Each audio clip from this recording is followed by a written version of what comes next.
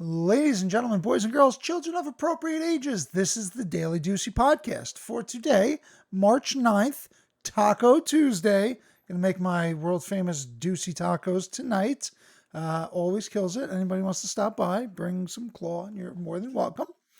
Although it's Tuesday, I shouldn't really be drinking claws on Tuesday. But anywho, I'm not really like hugely into the royal family and stuff like that.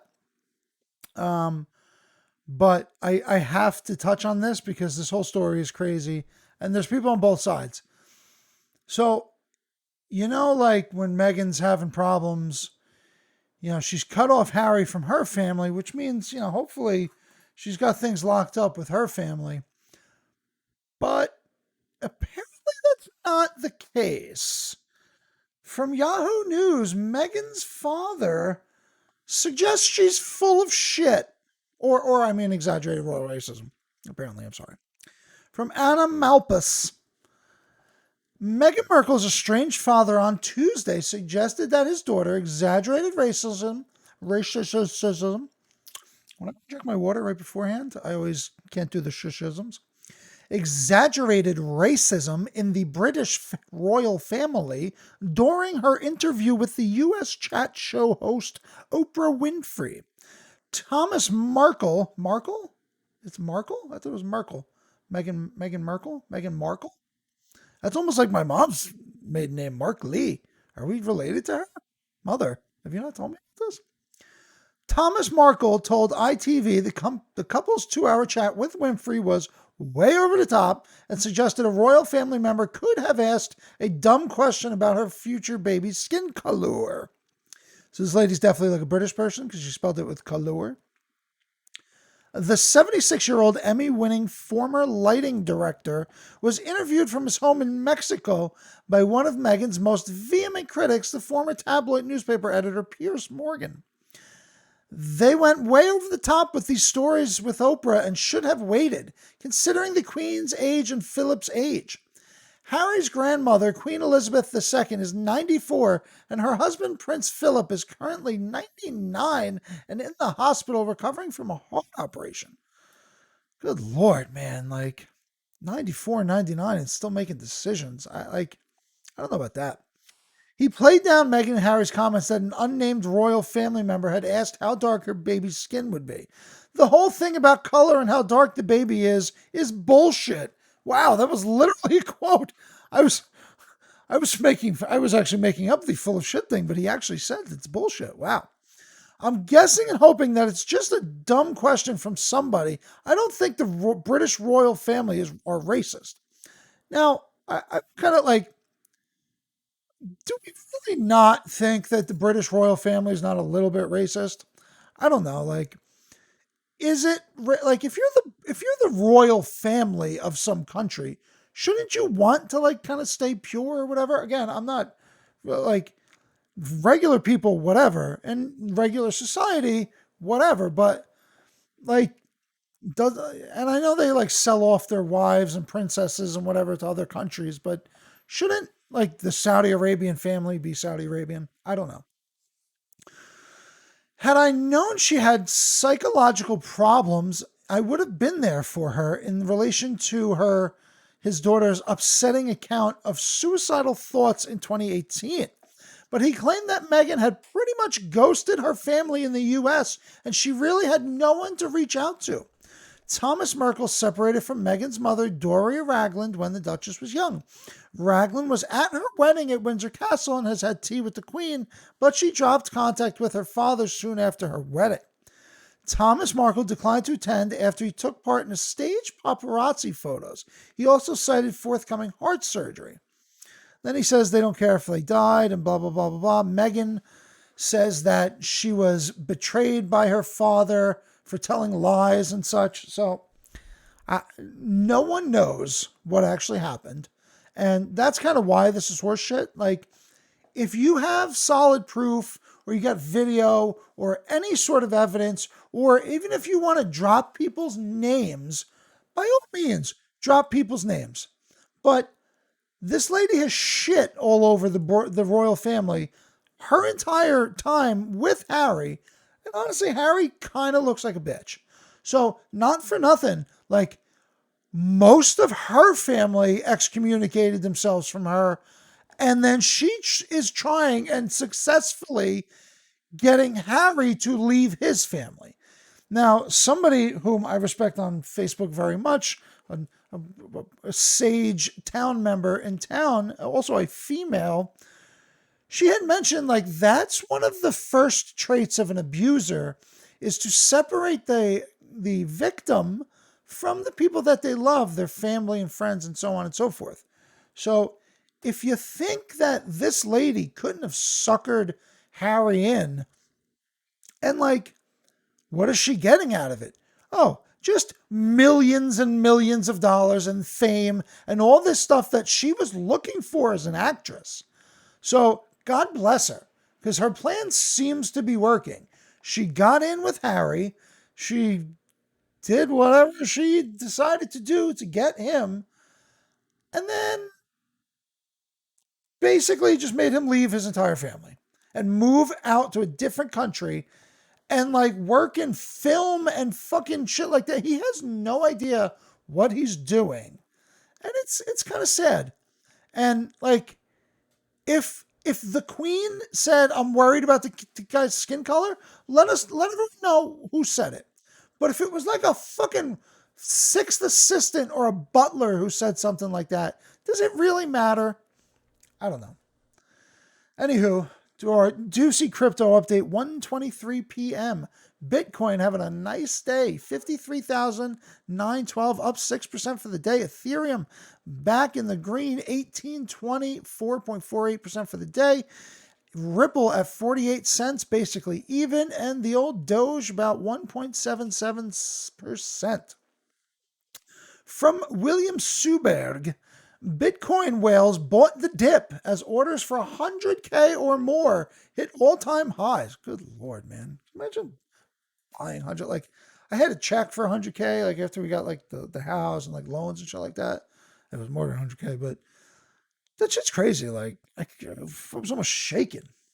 Call me a pobre. There's no shortage. Okay.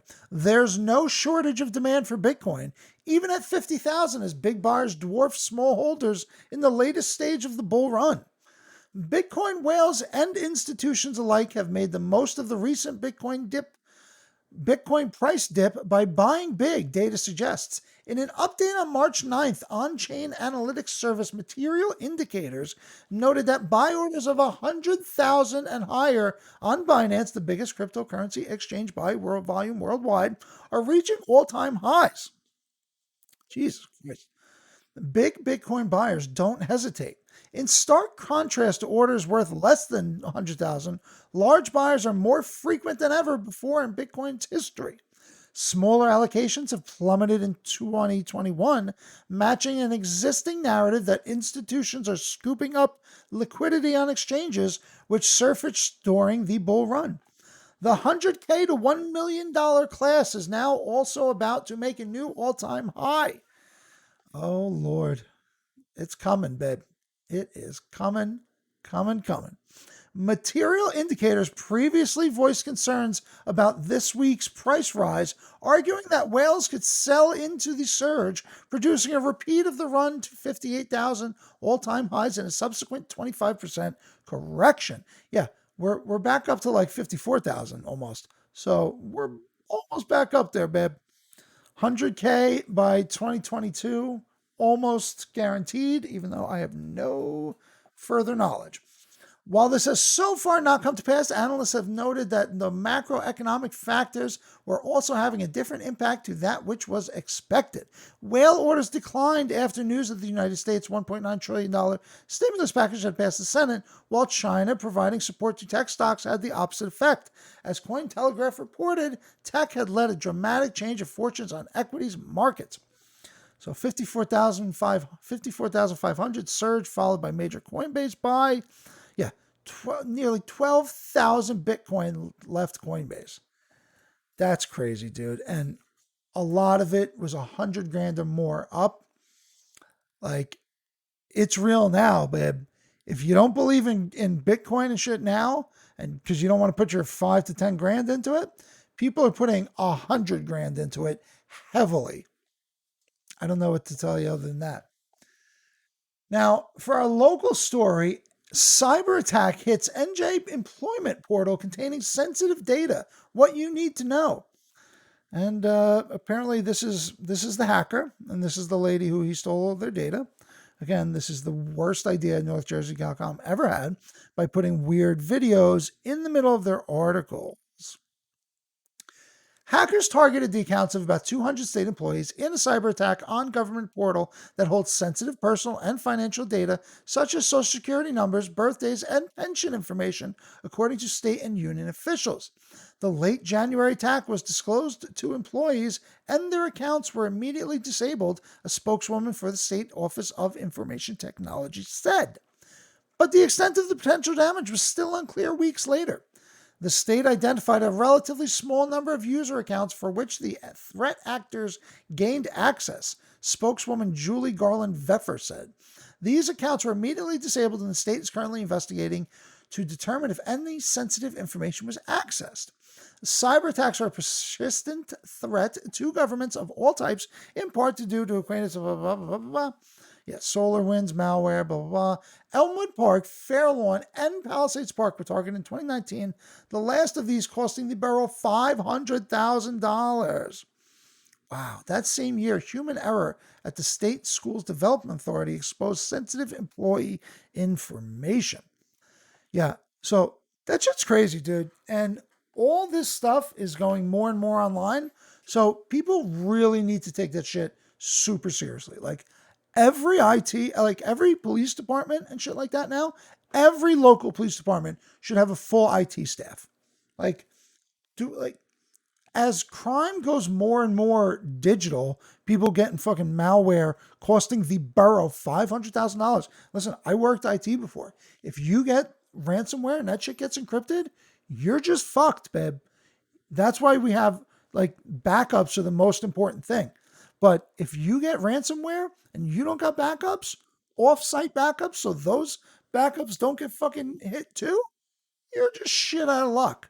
So we all need to start taking this more seriously, and we need to start hiring like cyber cops pretty much immediately.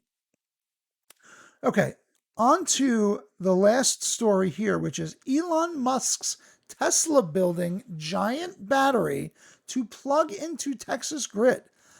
So, like, I need to get a Tesla battery for my house. Like, you can Google it, Tesla batteries or things. And I have solar panels already, but I don't have a battery storage device. So, like, it feeds into the line, but whatever isn't used just gets sent out to PSE&G. But if you get a Tesla battery, or I think there's other companies that make it, but it's basically a big battery that you either put on the side of your house or your garage, and that shit loads up. And if the power actually does go out, you could run off that battery for a couple of days. And if you have solar panels, you could theoretically run your whole shit independently of the grid, even if the fucking power went out, which that shit I'm looking forward to heavily. A Tesla subsidiary registered as Gambit Energy Storage, LLC, is quietly building a more than 100 megawatt energy storage project in Angleton, Texas, the U.S., from Al Jazeera. Elon Musk is getting into the Texas power market with previously unrevealed construction of a gigantic battery connected to an ailing electric grid that nearly collapsed last month. The move marks Tesla Inc.'s first major foray into the epicenter of the U.S. energy economy. A Tesla subsidiary registered as Gambit Energy Storage, LLC, is quietly building a more than 100 megawatt energy storage project in Angleton, Texas, about 40 miles south of Houston.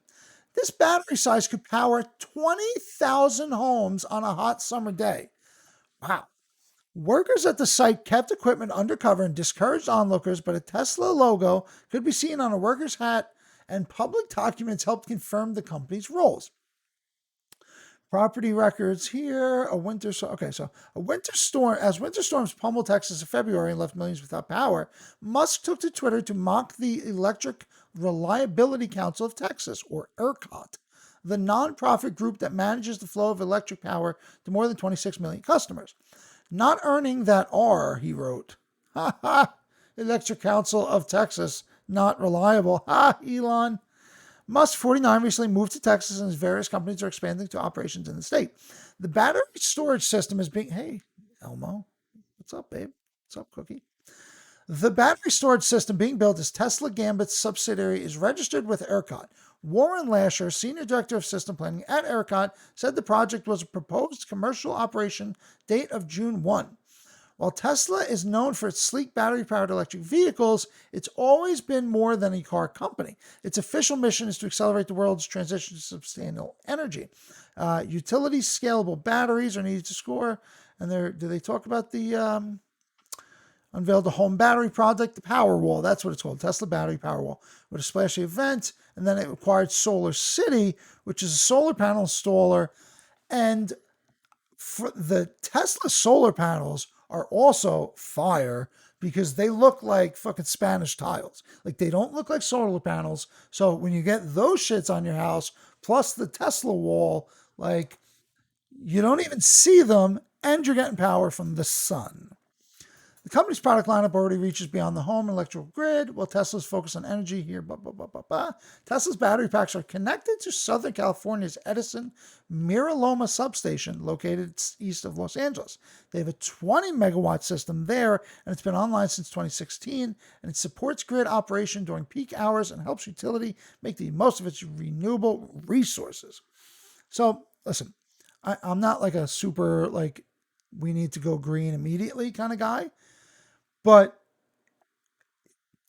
Eric Weinstein had a comment on Lex Friedman's podcast, and it was actually it was different from this, but it actually still applies. It was for like integration in the sciences and getting kind of equality and different types of people involved in sciences. And he said we should do it out of greed instead of out of pity. So, like, instead of doing,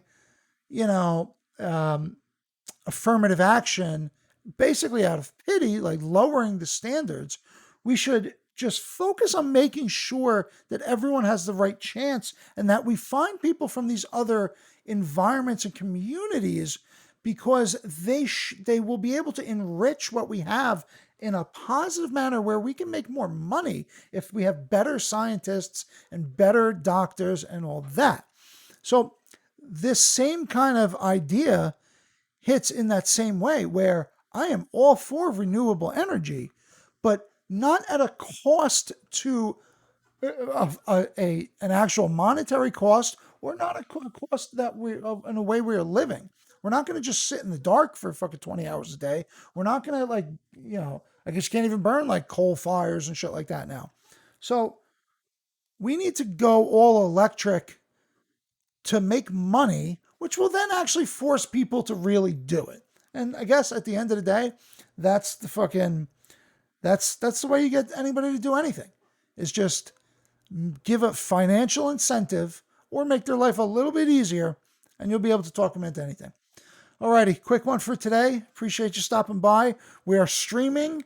Did a test stream on Facebook last night. It actually worked out pretty well. I did not have any noise or disconnection issues. So I think we're going to be good to go with that tonight. So I will share that on the Facebook channel. If anyone is even still listening at this point, I post the full video on YouTube pretty much as soon as I record it. Then I chop up all the sections and post those the next day on Facebook. I also put the audio version up on Anchor, which goes out to Spotify and all that stuff the same day. And then I'm also on Instagram and the TikTok at Deucey, and it's DEUCESTALEY. Adios.